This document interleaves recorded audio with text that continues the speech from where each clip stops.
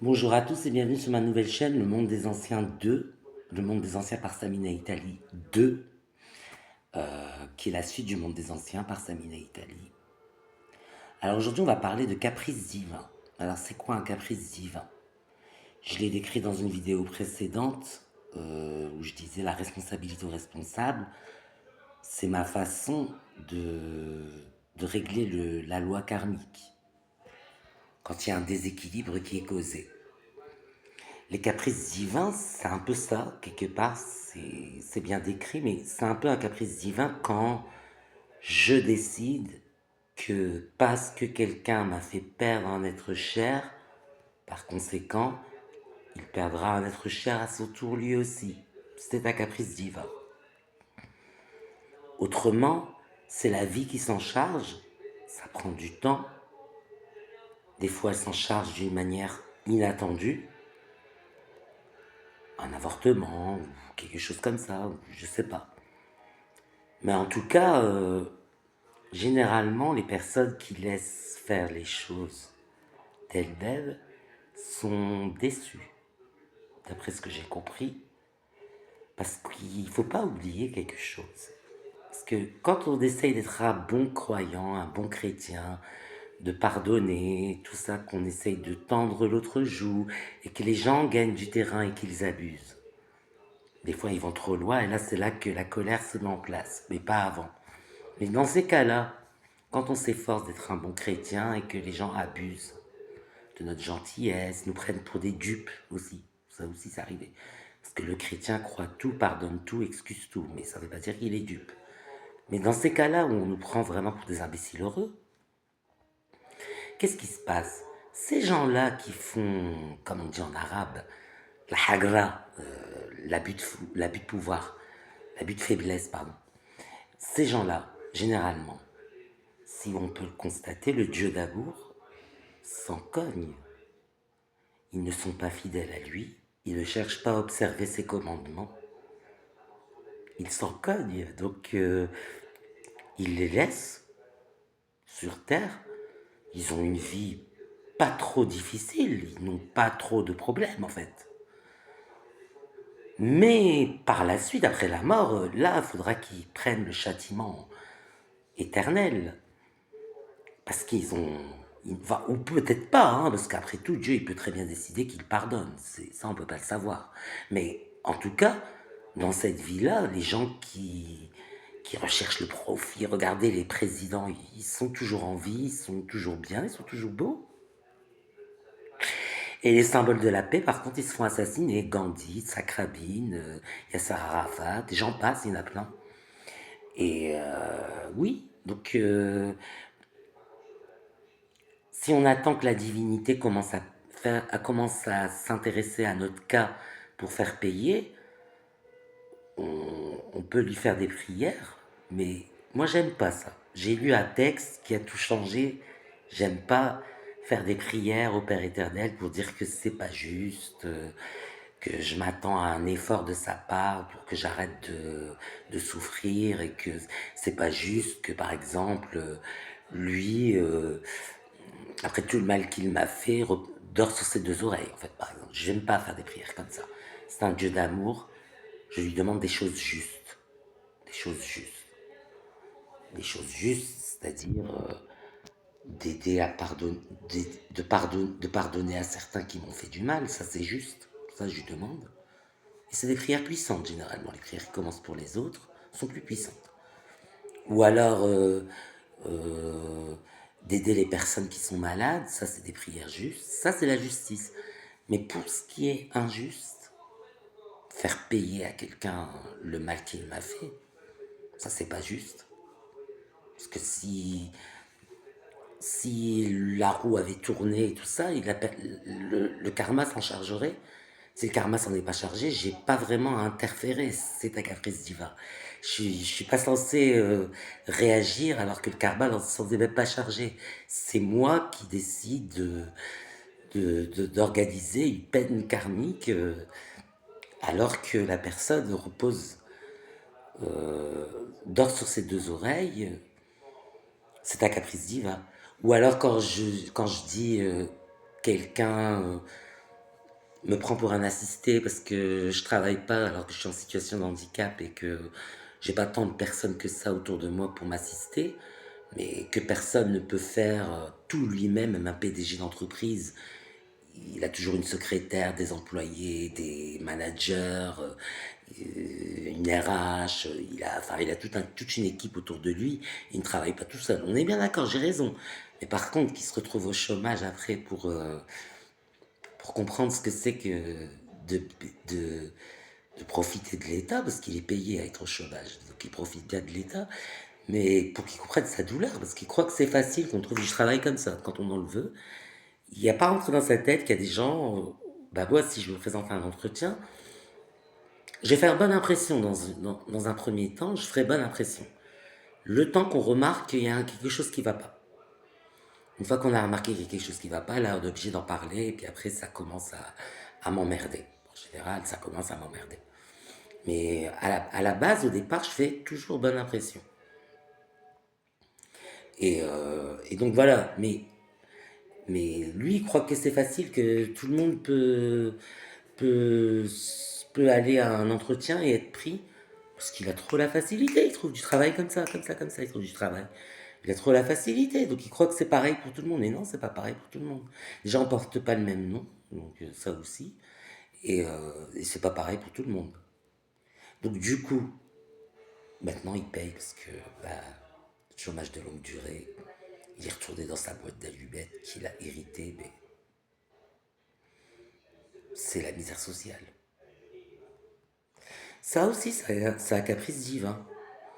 Et encore un autre caprice divin, je racontais aussi, c'est quelqu'un qui me prenait de haut par rapport à ma situation sociale. En fait, il avait une pièce dans son appartement en plus de mon appartement qui avait une pièce de moi. Donc, pour une pièce de moi, alors il faut toujours tout faire chez lui. Oh, on va chez moi, c'est plus grand. Il m'a fait tout un cinéma une fois, alors que enfin, d'accord, c'est plus grand chez lui, mais pourquoi on pourrait pas là, une fois, il a été trop loin. Il a été trop loin. On a fait venir un ami à nous qui est malvoyant. Donc, il a réussi à venir jusque chez moi, malvoyant. Bon, il arrive chez moi, il a une pizza, on a à boire, on a tout ce qu'il faut. Il commence à me dire, ouais, non, on va aller chez moi, c'est plus grand. Il est malvoyant. Chez lui, il n'y a pas de four pour cuire la pizza, donc on a embarqué mon four jusque chez lui, parce que c'est plus grand chez lui. Mais c'est, il se rend compte de la bêtise, il se rend pas compte. Il se croit vicieux, il se croit malin, et je déteste ça. Pour se reposer sur ses lauriers, il faut avoir fait un travail drastique sur tous les aspects sociétal, environnemental, auxquels on peut être confronté dans le futur. Il faut avoir fait un travail drastique. Tous les phénomènes de société, tous les phénomènes environnementaux, parce que s'adapter à son environnement, c'est juste pour ça. Sa flexibilité, ses futures compétences cognitives, parce qu'elles vont dégrader forcément au bout d'un moment. Il faut tout imaginer comme si on, on passait par la misère d'abord. On dit qu'il veut la paix prépare la guerre, ben c'est comme ça qu'on peut se reposer sur ses lauriers. Il a juste acheté un appartement, en fait. C'est parce qu'il est propriétaire, c'est un type 2. Moi j'avais un type 1, donc voilà, c'est plus grand. Donc il m'a fait tout un cinéma pour qu'on transporte mon four jusque chez lui là-bas pour cuire la pizza. Voilà. Finalement mon four on l'a cassé, donc plus de four. Plus de four, fallait en racheter un, mais moi je ne les payais pas. Voilà. Enfin bref, sa supériorité sociale, parce que son appartement est plus grand, il est propriétaire, voilà. Bah, il s'est retrouvé clochard, expulsé de son chez lui, parce que c'est un caprice divin, encore une fois, parce que moi, je ne pouvais pas entrevoir le futur avec une personne comme ça, qui va toujours me dire, à chaque fois que je vais ramener quelqu'un chez moi, va dire, on va chez moi, c'est plus grand. Qu'est-ce que je fais, moi? Comment je fais? Parce que la personne, par politesse, elle va pas refuser. Par politesse, pour moi aussi, elle n'a pas envie d'accepter. Mais ça, c'est secondaire, on va dire. On est bien d'accord. Quelqu'un qui vous dit on va chez moi, c'est plus grand, vous allez dire oh, tu veux vraiment aller chez toi? Ah ouais, ouais, on va prendre le métro, c'est pas loin, il y en a pour 5 minutes. Mais voilà, quand j'ai passé cette soirée-là, l'ami qu'on avait fait venir était malvoyant, donc il s'est déplacé jusque chez moi. Voilà, il était même gêné. Mais qu'est-ce qu'il peut bien dire? Il va pas lui dire, on s'en fiche que c'est plus grand, ou de peur de le heurter, de le vexer. Il est à fond dedans. Dans son orgueil, il est à fond dedans. On ne peut pas, on va pas lui faire un rappel de ce que sont les commandements. On n'est pas là pour ça. C'est à lui de savoir que c'est pas bon d'être orgueilleux. Je vais pas lui faire un rappel, moi non plus je fais pas de rappel. Mais quand j'ai décidé de frapper, je frappe. Maintenant il est clochard, il dort dans le métro, clochard. Il veut plus se suicider parce qu'il n'arrête pas de taper, donc il va plus prendre de plaisir s'il se suicide. Clochard, il est, voilà, il est au bout, au bout. Et il continue de vanter son appartement qu'il a perdu parce que des narcotrafiquants lui ont réclamé de l'argent, ils ont pris possession de son bien. Voilà. C'est comme ça que ça s'est passé. Bon, en même temps, j'avais travaillé avec des énergies fortes. C'était Harriman. C'est très fort, Haribad. C'est une énergie assez puissante de laquelle je me méfie. Mais bon, finalement, je n'ai pas été détruit. Parce que moi, mon appartement, je suis simplement locataire, hein. Il suffit juste d'en trouver un autre. Et là, provisoirement, j'ai trouvé un hébergement. Mais c'est tranquille, hein. Je mange bien, je me lave, je suis en sécurité, j'ai pas de petites bêtes, je suis à l'aise, c'est cosy, ça se passe bien. Et donc en attendant de trouver un appart, ça peut aller. Mais il faut tout redémarrer à zéro. Mais bon, j'étais prêt à tout sacrifier. Parce que c'était par amour, tout ça c'était par amour. Parce que au final, qu'est-ce qu'il ramène chez lui? Il ramène un amour chez lui pour dire c'est plus grand, je peux t'héberger. Et oui, c'est carrément, il a juste acheté un appartement, et ben il croit qu'avec son appartement, il peut me mépriser, me prendre mes conquêtes, me prendre mes amis, me prendre mes visites, et ramener tout le monde chez lui. Tout simplement. Alors qu'il n'y a personne qui vient chez lui, hein, mais il pense que toutes les personnes qui viennent chez moi vont vouloir aller avec lui parce qu'il est propriétaire. Et il se croyait vicieux, hein, parce que je lui dis, t'es de quelle confession? Il me dit, je suis païen. Et voilà.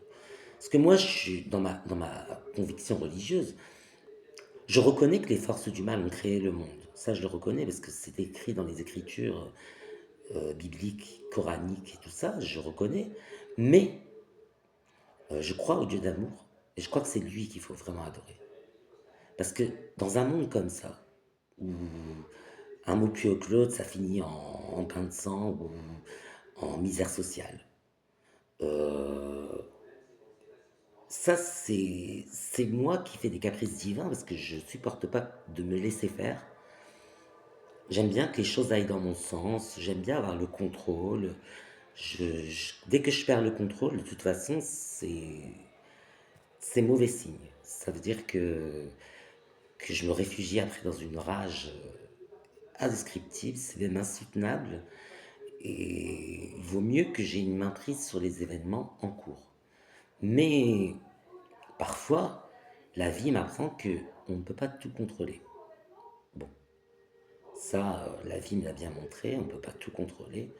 Mais, mais dans un monde comme ça, moi je me dis, ça c'est mon cas, mais moi ça va, parce que c'est des malédictions, c'est rien du tout. Je serais heureux si mes ennemis, parce que lui c'est carrément un appartement plus grand, il est propriétaire, c'est un acte d'achat, l'acte de vente, c'est concret. Moi, c'est juste des malédictions. Je lui souhaite de ne pas s'en sortir. Finalement, il se retrouve clochard, mais c'est juste une malédiction. Si mes ennemis se contentaient de me jeter des malédictions plutôt que d'avoir des événements concrets comme ça, des choses concrètes comme ça, mais moi, je serais heureux. Parce que des malédictions, déjà, je m'en protège. Donc, ça ne m'atteindrait pas. Et si vraiment il y a une malédiction qui m'atteint alors que je m'en suis protégé, c'est mes défenses qui ont percé, je cherchais à savoir pourquoi. Donc je vais évoluer. Donc je serais heureux, moi, si on faisait ça. Mais non, c'est toujours des choses concrètes, on se met à plusieurs, on est toujours, toujours. Et donc du coup, ouais, ça revient au même. Regardez, le monsieur qui s'amusait à occuper le temps libre de mon amour, ils étaient deux à faire ça. Il n'était pas tout seul, ils étaient deux. Donc il l'occupait, il l'appelait, et lui, mon amour, lui, pour sa popularité, il se disait, bah, si on pense à moi, tant mieux. Autre que moi, parce que moi, c'était un acquis, il faut pas l'oublier, hein. Je dis pas qu'il est pervers narcissique, hein. Non, il n'est pas pervers narcissique, c'est un très très bon gars. Je tombe pas amoureux de n'importe qui. Quand je tombe amoureuse, c'est une personne, je la lâche pas. Mais finalement, nous, on se voit toujours. Lui, il a lâché, parce que j'ai dit, je te mets au défi de, si t'as un peu de fierté, un minimum d'amour propre, arrête de l'appeler et regarde s'il s'avance vers toi. Il est passé 6 9 mois, il ne s'est pas avancé vers lui, et donc du coup, il a compris qu'en vérité, ça allait que dans un sens.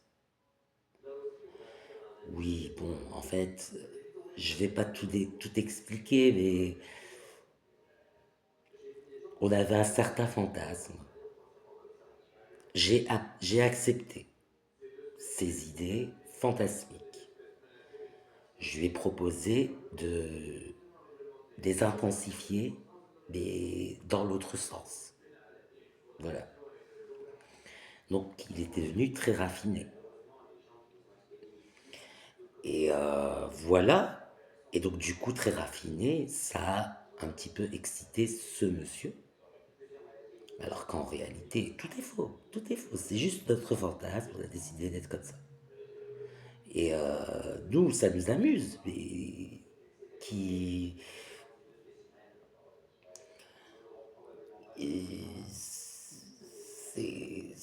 C'est lui qui le relançait à chaque fois. Et puis, quand il s'est rendu compte qu'à arrêter de le relancer, il y avait personne qui s'avançait vers lui, il a arrêté. Voilà. Mais au moins, c'est clair. Mais c'est con qu'il ait perdu des êtres chers. Ça, c'est vraiment con. Parce que je l'avais prévenu. J'avais prévenu d'arrêter. Et au moment où je l'ai prévenu d'arrêter, je lui ai dit ce que je viens de vous dire, qu'il pouvait arrêter de le relancer, il s'en fout. Et s'il s'en fout, tu verras bien. Et je l'avais dit. Il l'a fait, mais pas tout de suite. Il a réfléchi un petit peu dans sa tête. Il s'est rendu compte qu'il avait vraiment pas d'amis, mais le temps qu'il lâche un peu parce qu'il a vraiment pas d'amis, c'était un peu petit. Il y avait un certain délai. Finalement, il a lâché parce qu'il était excité, puis il n'avait vraiment pas d'amis, donc il savait pas vers qui se tourner. Finalement, il a lâché, mais ça a pris un certain temps. Et en attendant, bah, il a perdu des êtres chers, quoi. Parce que pendant tout ce temps, moi j'étais tout seul. Il se rend pas compte, je crois, hein. C'est douloureux, son absence m'est douloureuse. Et moi, je sais que mon absence à moi aussi, lui, est douloureuse parce qu'il revenait toujours. C'est pour ça que je disais, soit on divorce, soit on arrête. Enfin, je sais pas. Mais il me dit que c'est pas son genre, mais que par contre, son corps ne m'appartient pas. Bon, il a le droit de le dire, hein, il a le droit de me le dire. Mais par contre, je me suis rendu compte aussi qu'il me, qu'il me prouvait sa fidélité. Plus on avance dans le temps, plus il me prouve sa fidélité. Mais je pense que là aussi, c'est peut-être un caprice divin parce que j'ai exigé des forces de la nature de me rendre mon premier amour en lui rendant son libre arbitre. Parce que je sais que s'il a le choix, il me choisit. Ils ont tout fait. Voilà, c'est pour ça que je disais dans ce monde, ils ont tout fait pour lui enlever son libre arbitre qui se sépare de moi sans que ce soit de son plein gré, en fait. C'est ça, hein, c'est un monde vraiment pourri. Et moi, je m'arrange toujours pour qu'il récupère son libre arbitre, ce qui fait que finalement, son libre arbitre fait qu'il revient toujours vers moi. Mais dans ce monde, franchement, j'ose croire en un Dieu d'amour, parce que même dans les ténèbres et en faisant l'éloge des forces des ténèbres, parce que tous ces caprices divins, ça m'a fait du bien, ça m'a fait du bien de les voir payer, ça m'a fait du bien. Parce que moi, je souffre, on m'humilie, on me prend de haut, Tout ça pour dire, regarde, j'ai un petit avantage sur toi. Mais moi, justement, c'est un avantage sur moi. Tais-toi. Tais-toi. Bah oui, c'est ça qui me tue. Parce qu'il me disait, tu penses vraiment que s'il était heureux avec toi, il viendrait avec moi? Bah tais-toi alors, s'il est heureux avec toi, tais-toi. Ne me le dis pas. C'est, c'est hallucinant quand même. C'est quoi la jalousie réellement? C'est quoi la jalousie? C'est la crainte que quelqu'un gagne un avantage sur nous. C'est ça la jalousie. Alors s'ils obtiennent un avantage sur moi, pourquoi ils viennent me le crier? Pourquoi ils le crient sur les toits? Ils vont provoquer un événement fâcheux. Parce que moi je suis jaloux, je passe à l'acte. Mais si eux avaient la noblesse de passer à l'acte de manière spirituelle et non concrète, et sans me souffler à l'oreille qu'ils ont un avantage sur moi aussi, je serais heureux. Je serais heureux. Mais c'est pas le cas. Alors allez comprendre la philosophie des gens, parce que c'est un monde assez bizarre, mais moi je me comprends.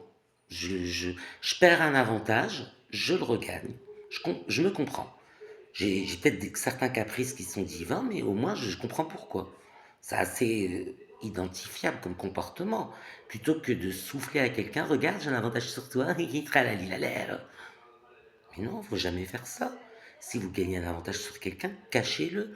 Cachez à votre main droite ce que fait votre main gauche. C'est dans les commandements et c'est pas ridicule. Ça permet aussi d'être discret, d'être discret. Si vous avez établi des choses sérieuses avec une fille, ne dites pas ah tu sais elle c'est ma non, soyez discret. Je la connais, voilà, je la connais. Vous n'êtes pas obligé de raconter à tout le monde vos histoires de cul, hein. Ça aussi. C'est parce que moi, à un moment, on me disait des choses que j'avais décidé de cacher à tout le monde. On me disait, je vais pas rentrer dans les détails, mais on me disait, c'est pas réciproque. Je dis, mais vous savez pas, on se connaît depuis longtemps. Mais bref. Donc du coup, j'ai commencé à parler de choses que j'avais décidé de garder secrètes. Et c'est là qu'ils ont cherché à faire honte et à défier la norme, défier la normalité de cette relation entre deux hommes, défier la norme, c'est pas normal, tatati tatata, vous vous rendez compte, tatati tatata. Alors qu'en fait, il n'y a rien, hein, parce que même si c'est deux hommes, on n'a pas de rapport sexuel, parce que je suis asexuel. Donc c'est rien, c'est juste des pious, c'est tout. C'est rien du tout. Mais au regard de la communauté, c'est quand même beaucoup, deux hommes, tatati tatata, ben voilà. Donc on l'a mis au défi d'être heureux, on l'a mis au défi de d'être normal, on l'a mis au défi d'être équilibré, on l'a mis au défi de ceci, de cela, et ça, il a eu honte, et voilà. Et la distance qu'il a pris à un certain moment avec moi venait de là aussi. Mais au moins on a mis les choses à plat. Maintenant je sais, je recommencerai plus. Mais prochaine fois, je serai plus discret.